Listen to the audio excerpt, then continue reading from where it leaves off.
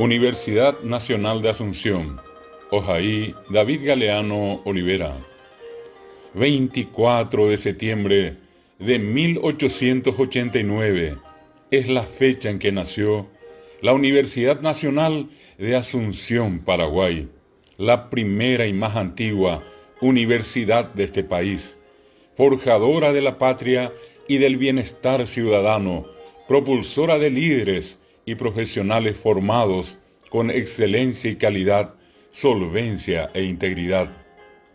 Cuimbae jacuñá, ñaneretame oikoba, oike oñemoarandú, boejao busuru bichape, una peoyecoaba, upepe jecocatú, icatupyrillo aite, jaupewi osebo, omba'apo mombarete, ñaneretã porãite, omimbi ha ojajaiva co América Mbuitepe. En sus aulas se formaron los más grandes de esta nación: Cecilio Báez, Manuel Domínguez, Serafina Dávalos, Andrés Barbero, Eligio Ayala y muchos más, quienes salieron a trabajar, a honrar a su alma mater y engrandecer al Paraguay.